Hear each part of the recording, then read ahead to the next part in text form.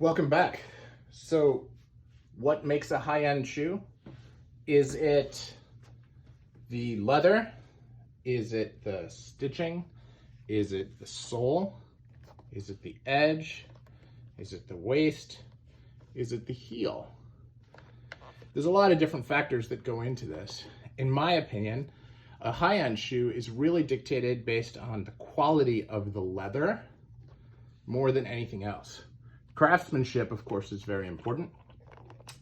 The dictation of how much detail and how much time they spend on each shoe, but also when it comes to high-end shoes, how many shoes are made from one piece of leather.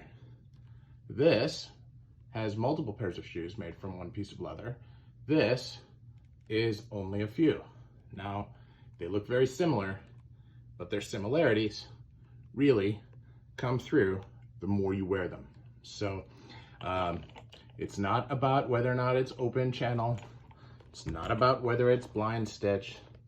It's not about a fiddleback waist or a flat waist. It's really about how dictated or how detailed the shoes are. Sometimes you have a flat waist that has this huge degree of shaping that's in there, but has no shaping here. It can be completely different. And yet, this has a very formed pitch heel.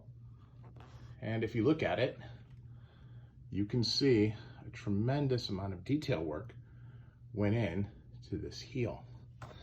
And then you look at some shoes that have just absolutely incredible leather, incredible craftsmanship, and a huge amount of attention to details.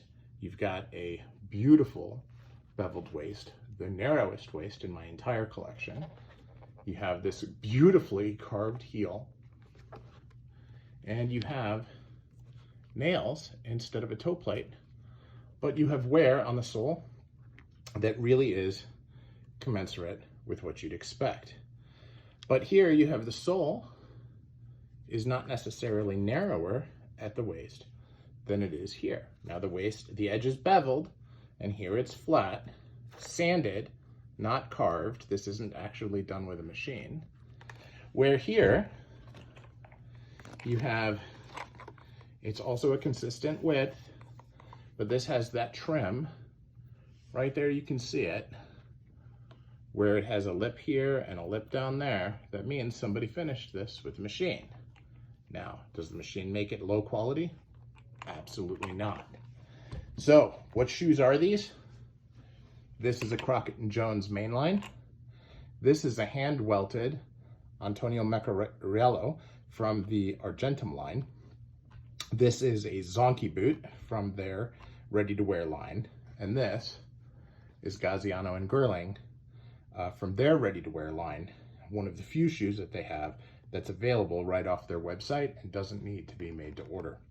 Now, if you want this in a different last and the same color, or you want a different color in this last, you do have to MTO it. So this is Wisconsin Shoe Guys. Just a few thoughts on high-end shoes and food for thought.